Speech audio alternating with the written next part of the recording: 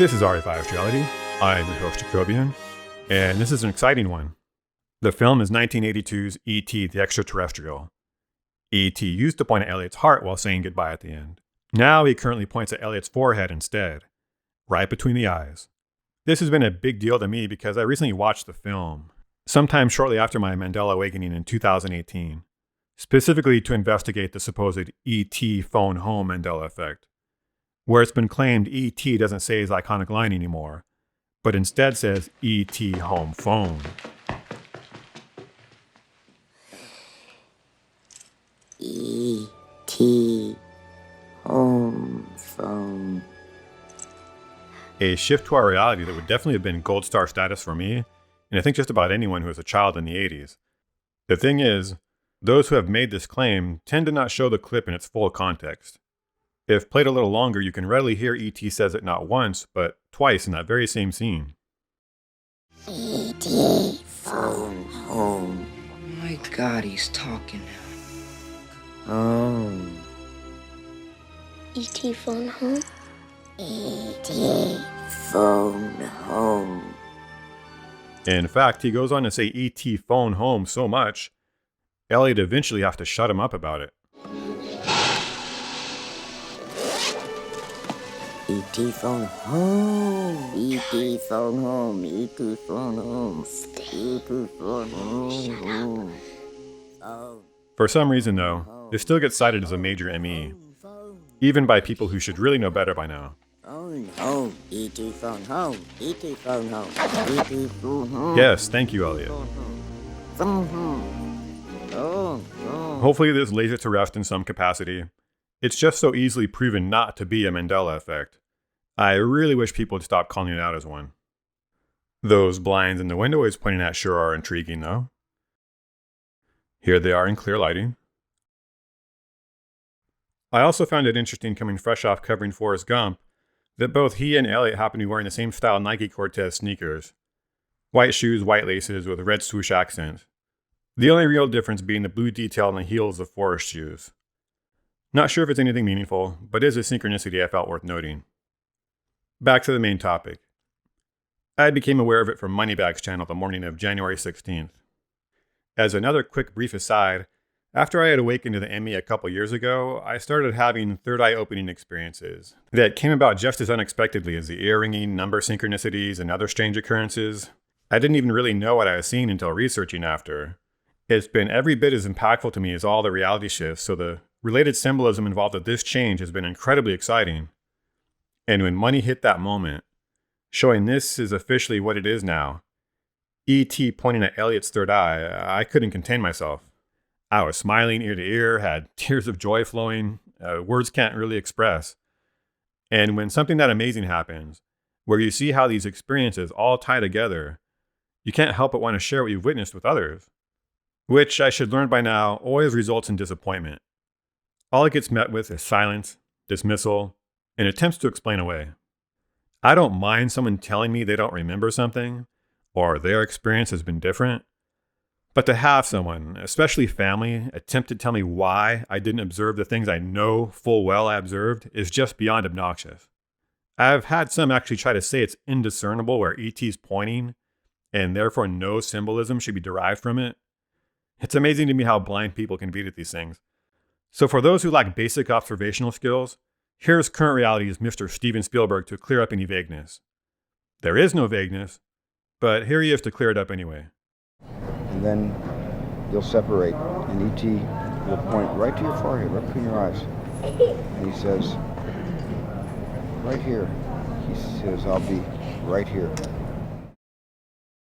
On the Reddit forums, it was claimed for a little bit to be a VHS versus DVD issue, that the ending was digitally altered for some reason from heart to forehead on newer releases. There is a newer anniversary edition of the film where they added CG effects and removed certain elements like replacing guns with walkie-talkies. But as you can see with this video that shows a side-by-side of every difference, E.T.'s finger pointing location is consistent in both versions. Plus, Reddit user HFT Gonzo, aka Outdoors Joe, was kind enough to post a quick clip off his VHS copy for total confirmation it's a retroactive change.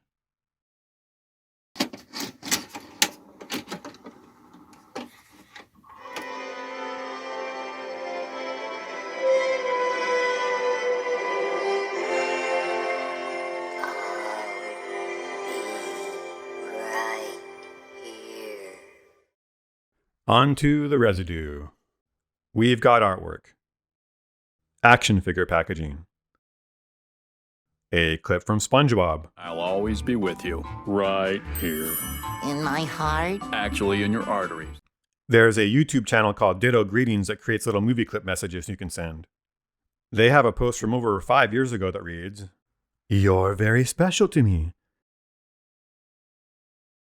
I'll always have a place for you in my heart."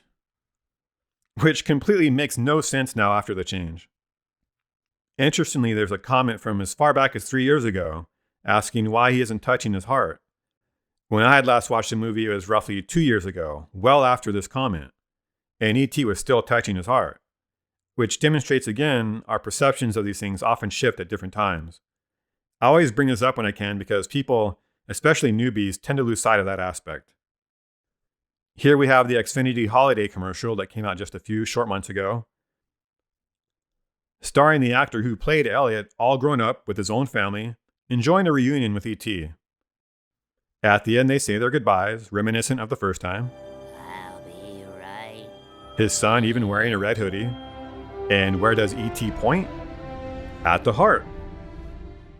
Just as used to be seen in the movie.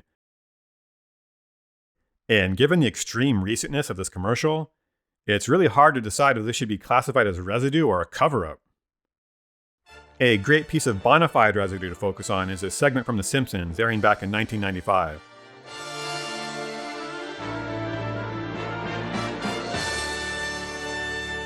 Remember, Elliot, I'll be right here.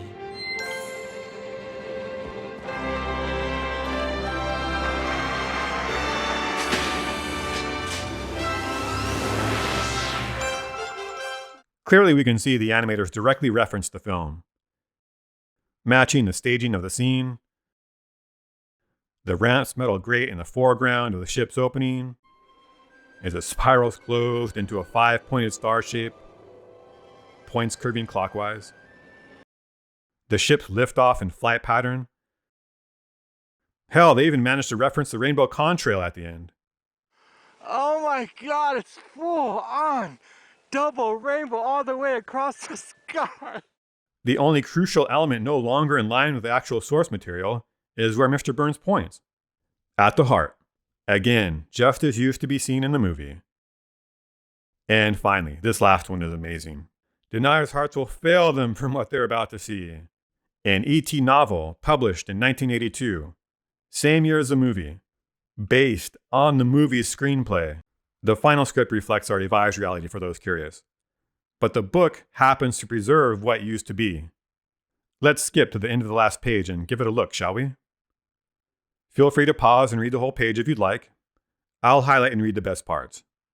He touched Elliot's heart. "I'll be right here," he said, fingertip glowing over Elliot's chest. Does any of this seem familiar? Sure does to me. Now for the Tin Man connection to all this. Soon after learning about the ET change, I watched a video by Hazel Fiver, bringing attention to the Tin Man's missing heart hatch in The Wizard of Oz. It wasn't any super strong Mandela effect for me, but it didn't need to be. I recognized the symbolism involved. Right away, what I found significant was a possible connection with similar meaning to ET. I wondered if Mr. Tin Man, now missing a detail in his chest relating to the heart, now had anything on him facially that could be indicative of a third eye. I even figured it would be something like a bolt, screw, or rivet located between his eyes or centered somewhere on his forehead. I checked multiple images, multiple close-ups, but was disappointed to come up empty-handed. Over the next few days, I'd watched other Tin Man videos concerning his collar, the amount of rust on him. He was very much under the microscope by others looking for anomalies. There was nothing on him that stood out on his forehead or between his eyes during that time. Until the morning of January 22nd on the channel Maybe It's Mandela. She highlighted the appearance of a brilliant new bright white dot right between the Tin Man's eyes. I I'd be tender, I'd be gentle, and awful sentimental regarding love and art. I'd be friends with the sparrows and the boy who shoots the arrows if I only had a heart. Those other videos recently watched now had a dot. Close-up images now had a dot. And I was ecstatic. The same heart to third eye chakra symbolism as ET developed. Boom! Just unmistakably there now. In the span of less than a week from when I first checked.